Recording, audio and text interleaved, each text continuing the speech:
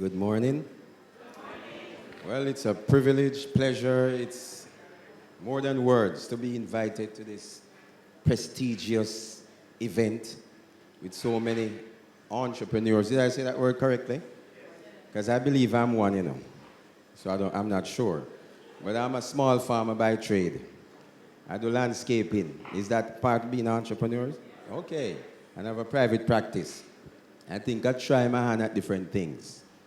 Now, the topic, well, I won't be using a PowerPoint, so guess what? This is going to be interactive. So it's not about sitting down and you can't do that at lunchtime. So I might pick on anybody in the crowd or in the audience. You don't like being picked on, Ricardo? Okay. All right. So those who don't like being picked on, I can notice it, and I'll pick on you.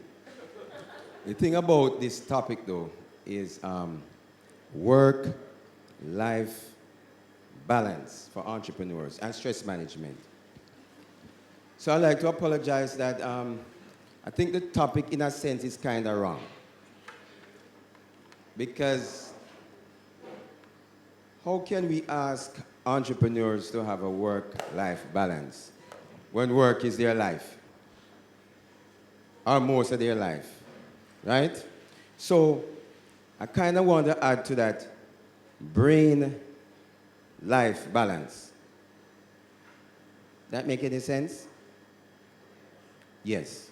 So your psychologist, Miss Molly, agreeing with me. Brain-life balance. All right, so the personality of the entrepreneur is going, like Duracell. He's a go-getter. And that's why entrepreneurs are movers and shakers in any nation, any country. And so I salute you. I'm going to be using we because I'm a trying one, right? So I salute us because we're the ones who go out and we take the risk, especially when we have all these the uncertainties and economic upheavals, we take risk. And so we, in a sense, we are humans, but in a sense, we are a little different. We're a little different from the regular populace. The issue, though, is that being an entrepreneur, the same thing that pushes you to develop a product, the same thing that pushes you to take that risk, that inner strength, that intuition, that spirit, that part of you that we actually can't really see, and that we psychologists try to measure, is the same thing that can actually sink you. Can you imagine? So how do you find that balance? So the human body works off what we call equilibrium, right? So if you run, you're going to sweat because the body got to balance out itself. The same thing with the mind. But then again, we talk about mind. What is the mind? Anybody want to tell me what the mind is? You can't talk. What is the mind? Because we're talking about mind. I work with the mind. What is it? Guess. Take a guess. Brain. The mind is the brain. Good try. Consciousness. Huh? Consciousness. Whoa, that's deep. Richard, what do you think the mind is? It's an inner consciousness. Very deep. Inner processing of thoughts and ideas. Yes, inner processing. And that's a big word we're going to use. We call it cognitive. Peter Gay.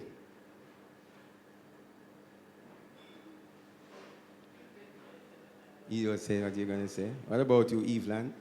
Evelyn, that's a different name. Evelyn, that one hit me. The brain. So basically, the mind is manifested through the brain and the body. So it's really an energy.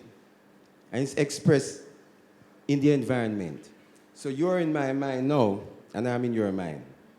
See how powerful the mind is? So when you go out there, you sell a product, you have to engage people's mind. What about your mind? When does your mind become overwhelmed? And so let's start by looking at what stress is. And stress from the standpoint of a definition. So basically stress is that day-to-day strain that we encounter in layman's language. And there are two types of stress. We have distress, and then we have eustress. Eustress is the stress that you need to push your business and to survive. Eustress. Eustress is good stress. It's the one that make you get up in the morning and have that vigor and that strength and that motivation and that, thought process. Distress now is the one that we really come to try fix this morning in a couple of minutes. So the things that I'm going to say, I want you to absorb them. Probably your concentration, like most humans, 30 minutes, but try and absorb. Because you might never hear them again. And just one little thing I might say might just save your life, literally. So take notes. Richard, give me a second up here, please. Give Richard a clap, everybody. So Richard is going to show us how to breathe. So I'm going to ask Richard, I'm not going to hypnotize you, to take a deep breath. So we want to hear the sound. So you can take it in and you're going to let it out. You want to hear? Yes, so you put the mic right here. Let it out. Wow. One more time. Out. Give me a clap. Excellent. Wait, I'm not finished with it yet. But Richard made one mistake. Anybody can tell me what that is? No, it's not that he hold his breath. He didn't go through the nose? Not really. Anybody else? He made one simple little error, which we have been making for years. He didn't open the mouth. That's one of the mistakes he made. But probably if he had asthma or some respiratory upper tract thing, the mouth issue would be a problem, but that's interesting. But he made a very significant mistake. And if I leave right now, you can't say you learned something. We're going to show you again. Breathe again, Richard. See the mistake here? He breathed from his chest. And so after birth, when you look at the baby, everybody put your hand on your belly, put your hand on your abdomen, right here. When a baby just born, they usually breathe from the abdomen, lower abdomen, belly. You ever see a baby breathe before? Show hands those who have kids. All right? They breathe like this. Only the belly button move. But over the years, we started getting exposed to stress, the strains of life, and we start breathe like this. We call it sign. And when you breathe like that, there are a lot of tension in the upper muscular region, even the back of your neck. And so that's how you get anxious easily. And anxiety leads to a whole myriad of problems. And also, when you are angry or resentful, you ever see the little pit in my school when they want to fight? They breathe like that. And so, start practicing. Even after you leave here. Probably you go in the bathroom where you can close the door, sit on the bathtub or the toilet seat, and just breathe from your belly. Everybody put your hands on your belly right now. Again, teach you a little trick. See, we're defining stress and we start treatment already, and interventions. Because I know that this topic will take 4 weeks of seminar work. I will do it in a couple minutes. Put your hand like on your navel right here. And when you breathe, you can imagine that there's like a balloon in your belly. And you can blow the balloon out. Push the balloon out. Now push it back in. Pregnant, deliver. Pregnant, deliver. That's a more concrete way of understanding it. Now let's see Richard demonstrate. For the ladies. For the ladies. And if you have belly fat already, it's okay. You're still breathing. If you see the monks, they have a lot of belly fat and they breathe properly. Breathe. Let us see you now, Richard. In. So you can imagine just leave your chest where it is. Wrap back down. Now I want you to just push your belly out. That's where the ear pushing in. No. Ear pulling up your belly now. So you push it in. That's air.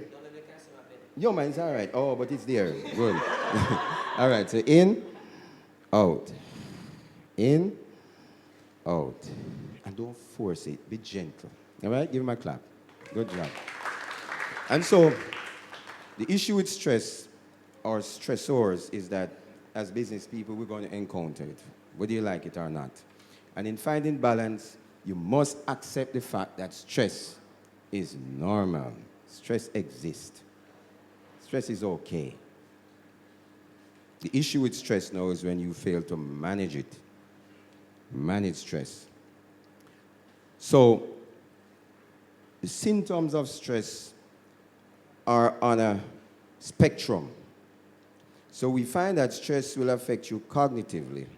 Cognitive is what you mentioned, thinking, thoughts, how the brain processes things.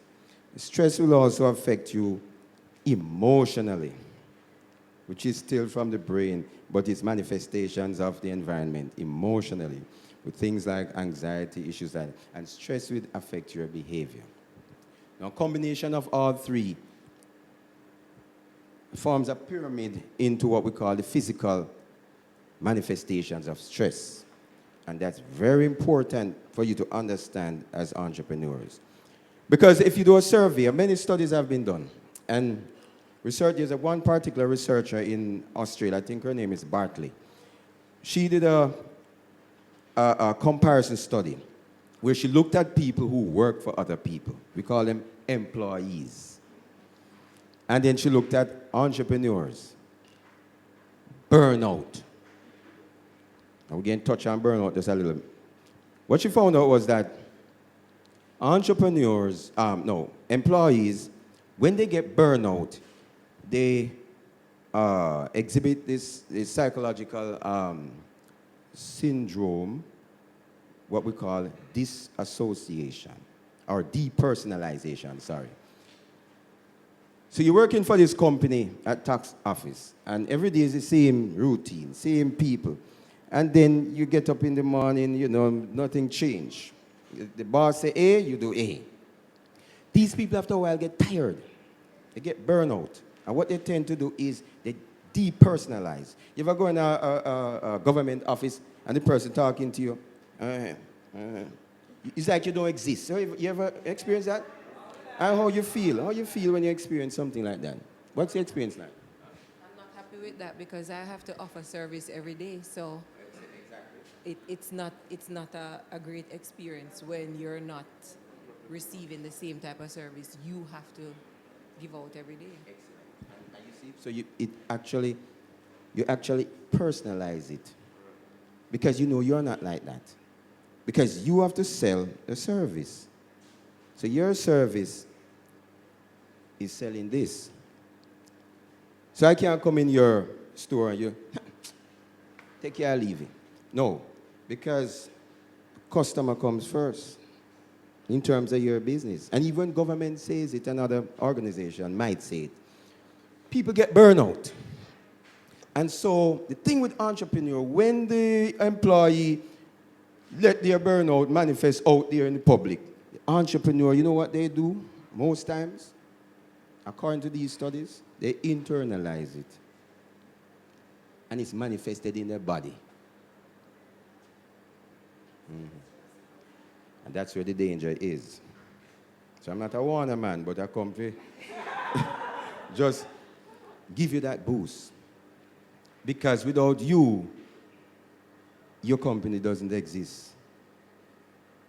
So the biggest investment is you, and that's why I'm glad you're all here today. And I appreciate Dean for having these, and Molly for having these kind of forums. Because the nation needs you, your children need you, your family need you, but guess who need you? You! You need you. So let's just look quickly at cognitive. So, before even cognitive, what are some of the triggers? What are some of the things that stress you out? Just anybody? Money? Everybody, raise hands those who money stress them out. Raise hands. Like, hello, having too much money can stress you out too. Lack of, or having too much and don't know how to manage it. Well, money, anybody else? What else? What else stress you out? Huh? Employees, yeah, my God. And it's so hard to deal with people nowadays, And that's why you need to really balance. Because you don't want it boil up to a level where it's out of control, end up in the courthouse. And so, what else? What stress you out, Dexter? Employees. Poor service. Wow, Jody, making decisions. You know that's a significant issue. With balance. Let's look at making decisions just quickly.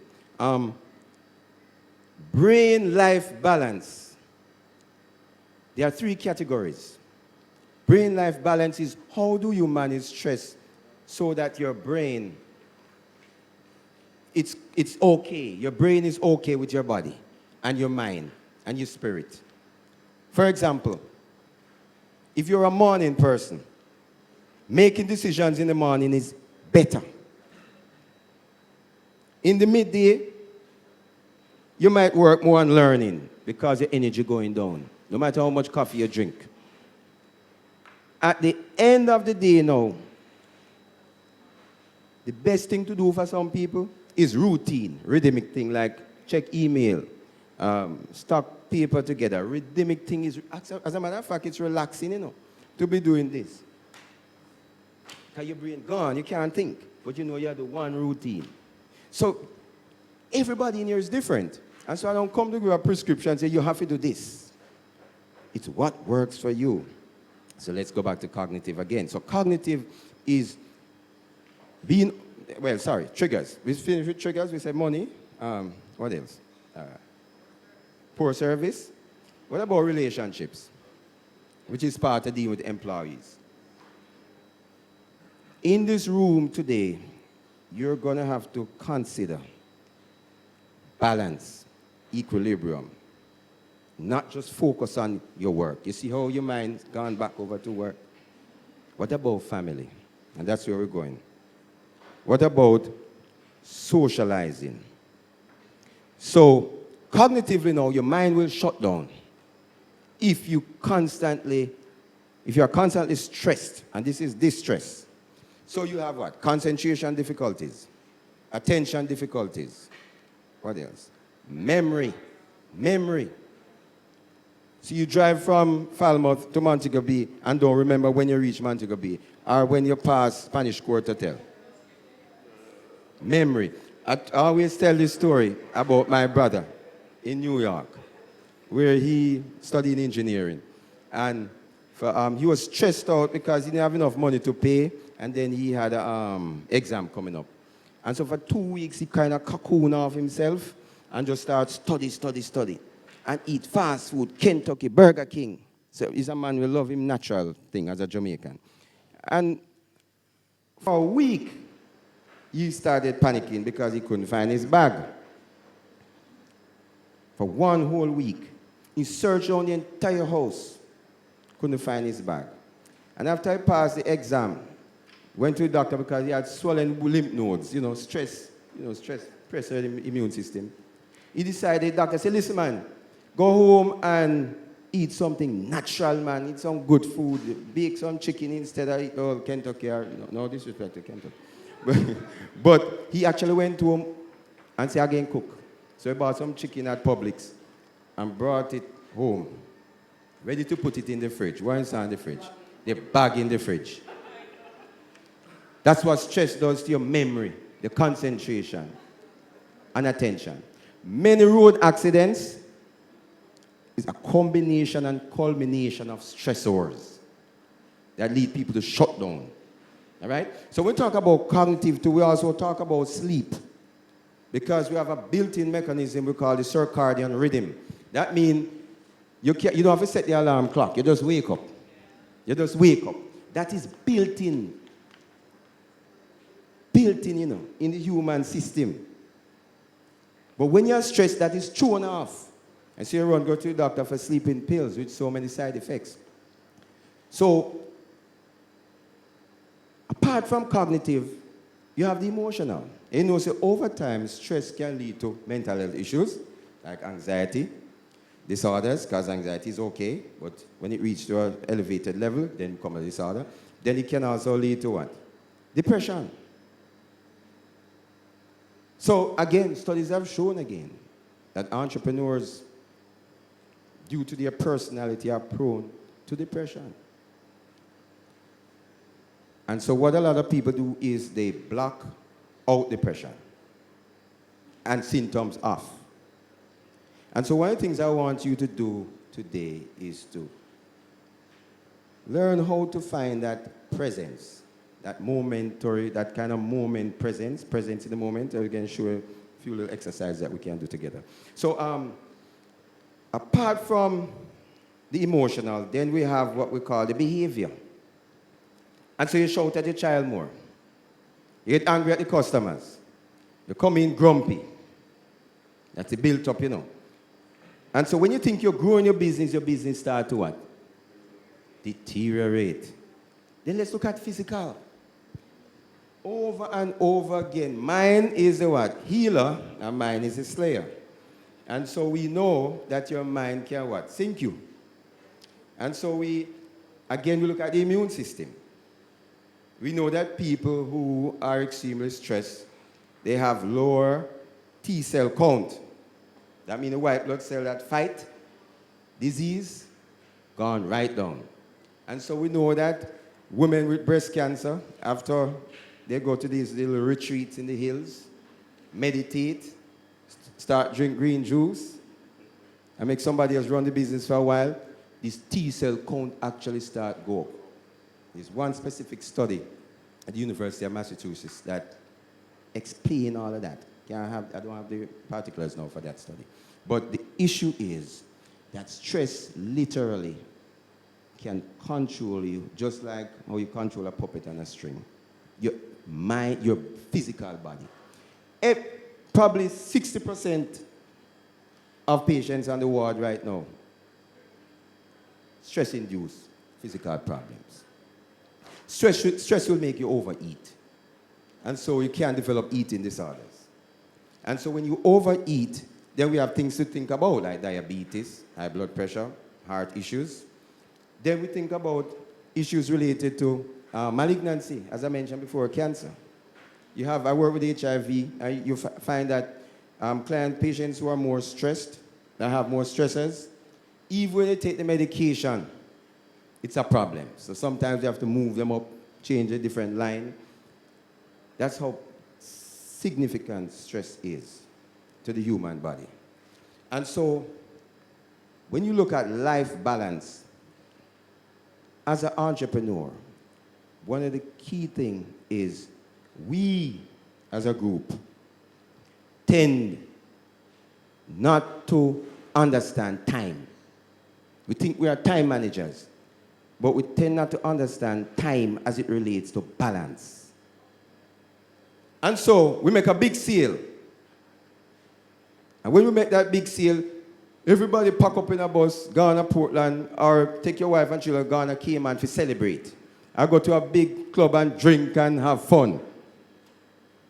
So we reward ourselves for this big sale. But what I come to show you this morning is not just to reward yourself, but I want you to go away with this. I want you to eat your dessert. Is dessert or dessert? Dessert? Dessert. Dessert is where you walk in it. I want you to eat your dessert before you eat your dinner. What that mean? Reward yourself. I like what Helen said. Reward yourself before you make the money. Partially right.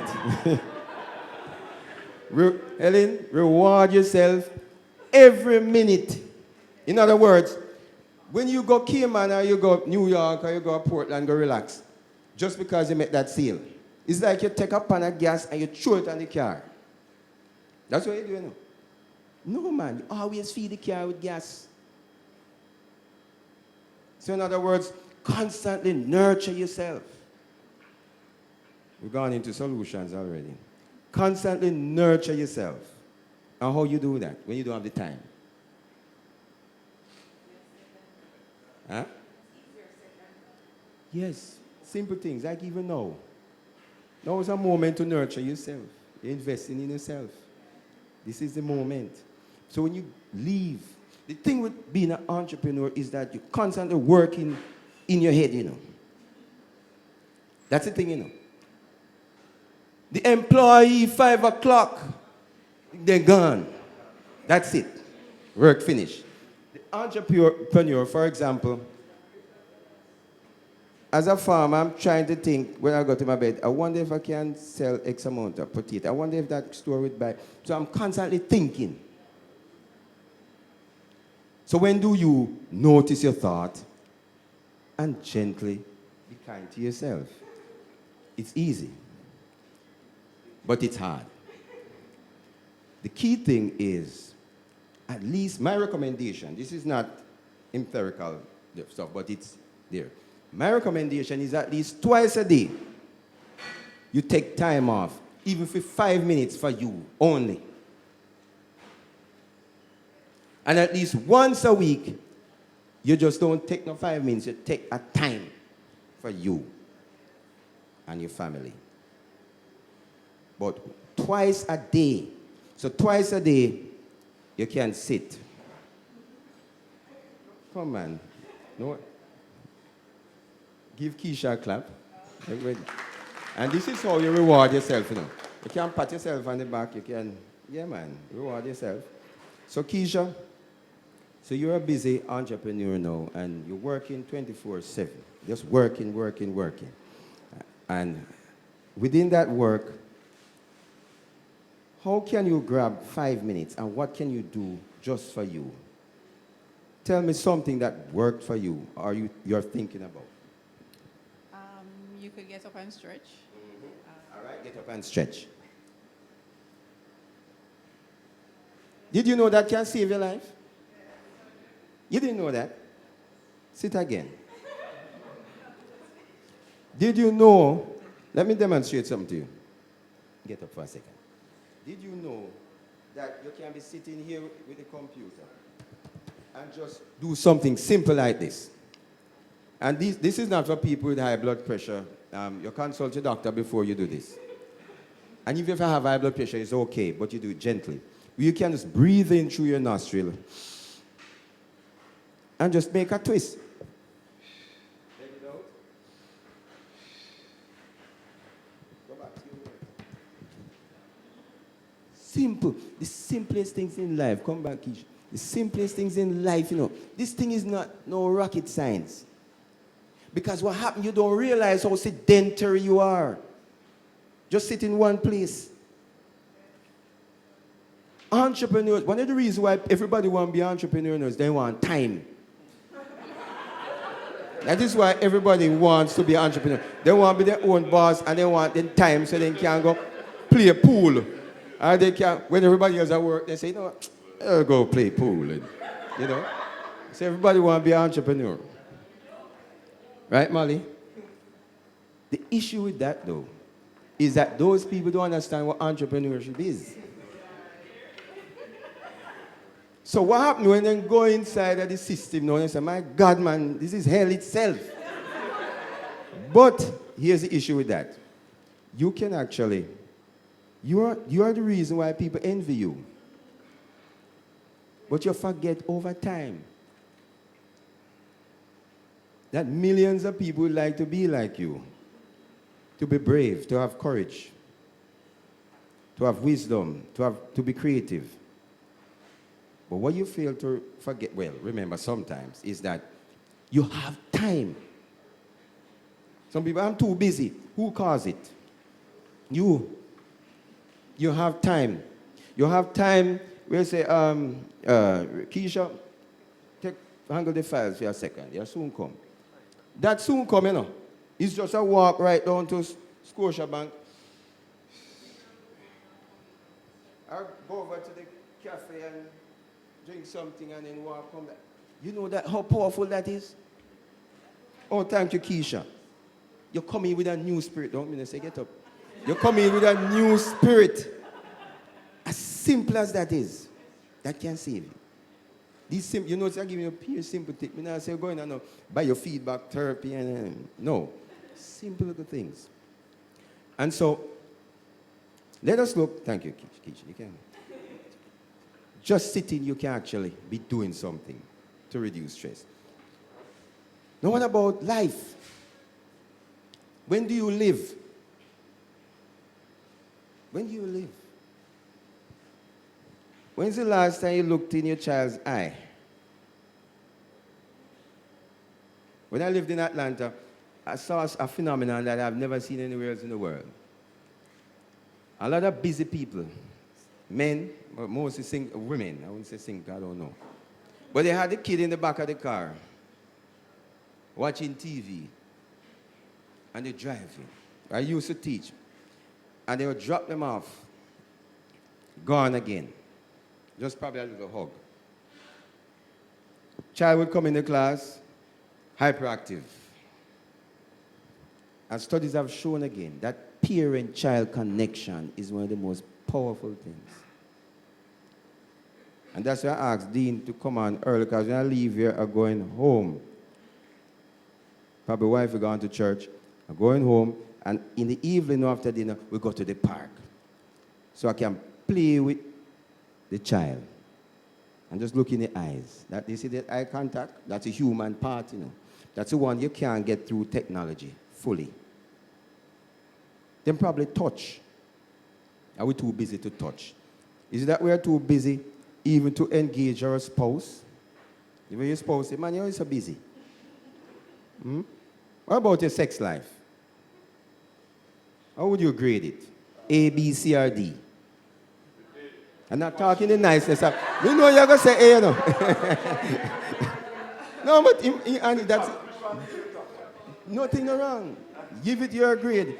And what about your spouse? Which grade she going to give her? So every now and then we need to make that connection. Do a thermometer check.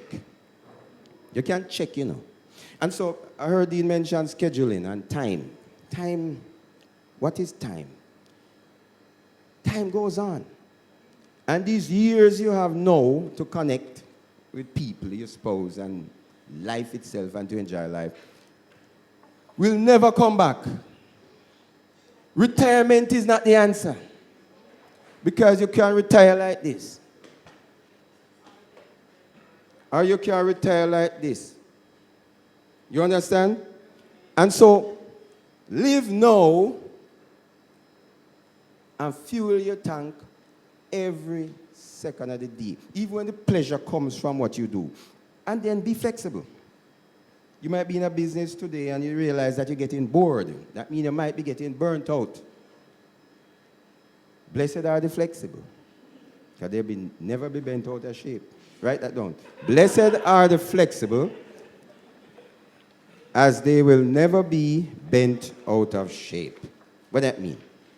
It means that when you're stuck in one mode of thinking, it can lead to what we call burnout. Now, burnout is extremely dangerous. Burnout is you dread going to work. You start to hate what you love. That's burnout, you know. Start to hate what you love. Burnout is shouting at people, shouting at yourself, overeating sweets, don't like life again, losing meaning, which eventually might lead to even clinical depression or significant depression.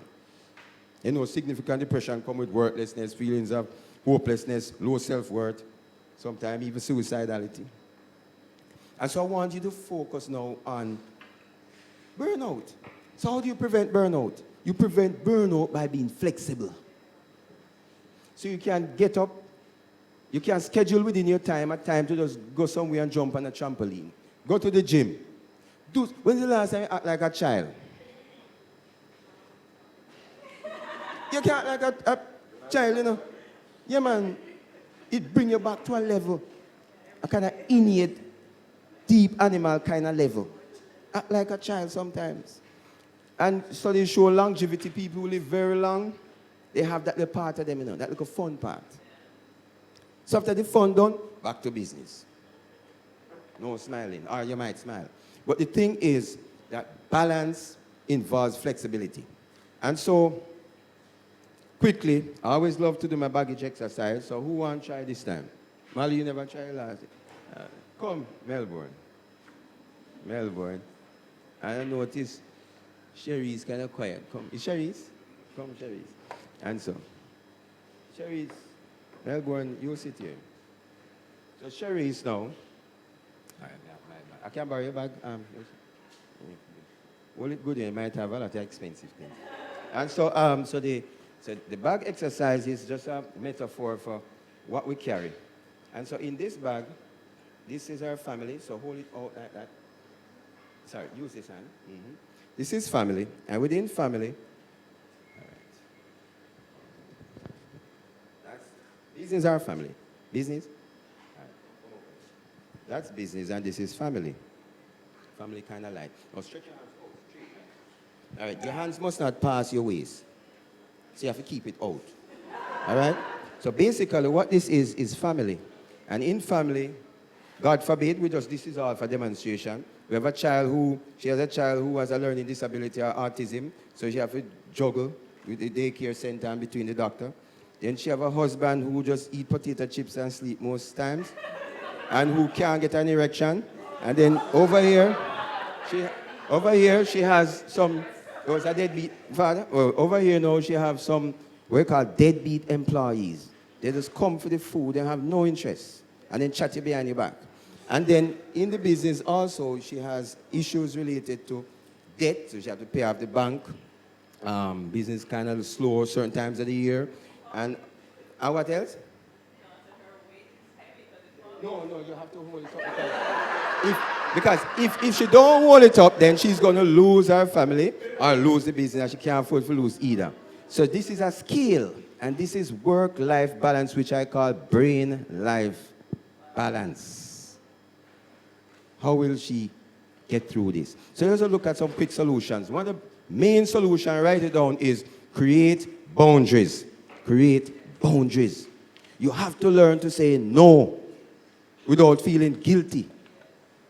And accepting no, say no, but when we get no. That's number one. Number two, you have to learn different techniques to deal with uncertainty. Uncertainty happens in life. Things can happen anytime, anywhere, anyhow. How do you deal with uncertainty? Do you have what we call anticipatory anxiety? We are always tense. So you have to learn to deal with anxiety. That threw me off. And so another thing is exercise. Find some little time to exercise. Find time to breathe. Exercise induces the norepinephrine, which is more of a pleasure neurochemical, gives you that boost. All right? Overstress hormone now is we call cortisol, is the one that can cause you to get bloated, can lead to heart issues, and issues related to the nervous system. And so we have to understand these hormones. You have to keep it up, you cannot fail. And so how can she get help? So you are going to help her. Help her with what? The family or the business? Go ahead and help her. Both of them? Whoa, that's it. All right. Now be careful you help her with the husband issue. Because I notice where you stand, you're helping her with the husband. Stand. It might be a problem. So guess what? When you help another person, don't take on too much. Just help with what you know. For example, if they have a money problem, you say, okay, I know this place, you can consolidate your debt, Help them with that. Don't take the money into your pocket and know so they might not pay back. And with the husband issue, I know this good counselor down the road, talk to him. Yes. But you can help from a distance and even help close, but use wisdom. All right. And so, one thing to, how your hands feeling? It's a lot for you, isn't it? Yes. Give her a clap. That's good. All right. And so, one of the things is coming away from this. I want you to meditate. Observe. I want you to teach all the meditation exercise about the time. But let us just do this quickly. I want you to just, if you have trauma issues, just close your eyes. Gentle close your eyes. If you don't want to close your eyes because you're not comfortable closing your eyes, you can just put down your head like this, like you're looking on your belly also. And I want you to just be aware. Close your eyes. It'll be good. Just try this. I invite you to do that now. Close your eyes and be aware of the sounds around the cafe. Just the sounds. Just be aware of the sounds. When you hear a thought coming into your head, just notice the thought and gently go back to the sounds. Kitchen, the AC. I want you to notice your back on the chair, where your back meets the chair. And then I want you to notice where your foot meets the floor.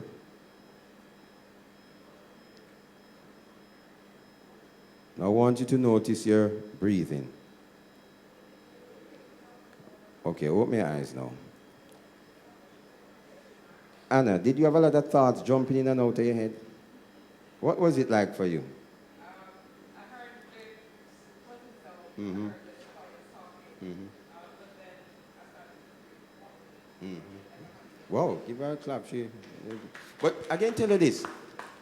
Just being still for 1 minute and just being aware you're breathing, or just noting the sound or the fan in the office.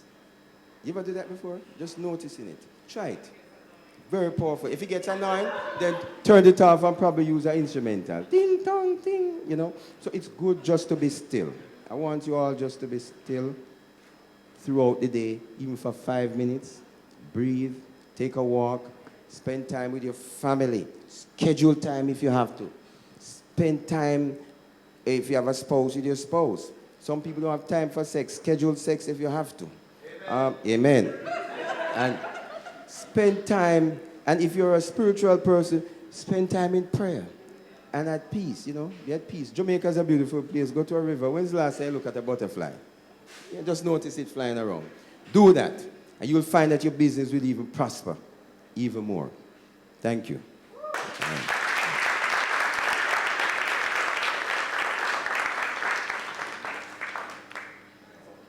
Oh, questions? Oh. Yeah, questions. Yes. Yeah.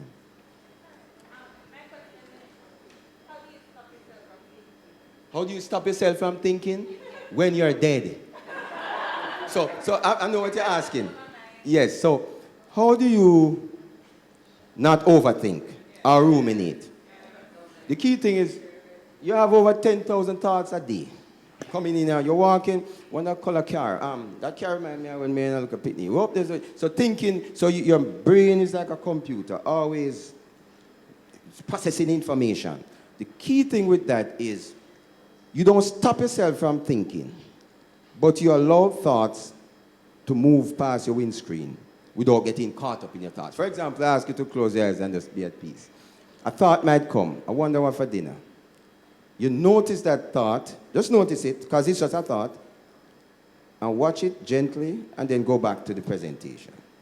So you didn't stop the thought, you just allow it to pass. The key thing with stopping thoughts is like a football and a water tap. The more you push it down, flip, the more it come back up. When you try control thoughts, more will come. Yes, I will sink you with it. When I learned I'm in tourism and I mean, you meet people from all over the world. I met a gentleman by the name of Wim Hof. He's called the Iceman. He has a record of staying submerged under ice water for a hour or 57 minutes without body core temperature changing. He can manipulate his what's the thing that you have Physical is breathing and... But he does all of that through breathing. What he says is that it's not something that was unique to him. It is something that we can all practice as human beings through breathing technique and as what you were saying, and the meditation. Because what we did, the exercise we did a while ago in terms of closing our eyes and breathing was a breathing exercise. So to put more on that is that in terms of extreme situations that you need to go through. Say for example, him climbing Mount Everest barefooted, running across the Sahara Desert without water, was more the breathing technique and the concentration.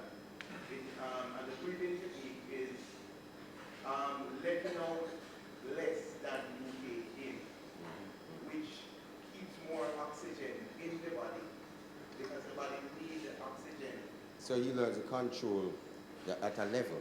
And you know, we do that, you know. We do that, but the thing is, because we're so caught up again in the goal. It's okay, the goal is good. A young entrepreneur needs that fire to establish and to prosper. But eventually you have to come back to balance, you know. Because the body, mind is an equilibrium system. It must come back to balance, as the hospital would balance it. Or, you know, the other thing. Yeah, the mark. And so balance is key. Establishing balance with your life. Any more questions? Go ahead. In terms of negative versus positive thought, Mm-hmm. what would you recommend would be, a good exercise for balance, like a frequency? Because there are persons who really they want to be positive, but they have a really hard time with thinking and staying on the positive. The key thing with negative and positive thoughts, sometimes positive thoughts can stress you out too. Mm-hmm. So the thing is, the negative thought, is it negative towards self, or negative towards the world, or negative towards other people? So some negative thoughts can be useful in terms of prioritizing what you need to do. The key thing to that now in terms of balance is, do you stay on it? So again, it comes back to what you do with the thought.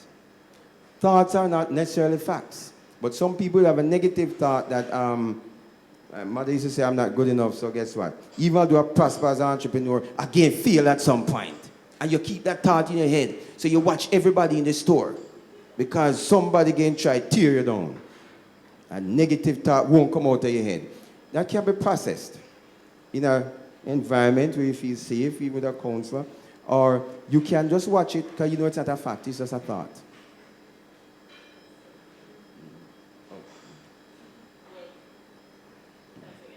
Yes. To what she just asked, with positive and negatives, personally, you're able to balance. But with the surrounding that's around you, persons that are around you, you have to work with on a day-to-day basis, that keeps bombarding you with the negative. How do you Okay, so the question you're asking is, how do you deal with toxic people? All right, so it's just like, how do you deal with that toxic van while you're waiting in traffic?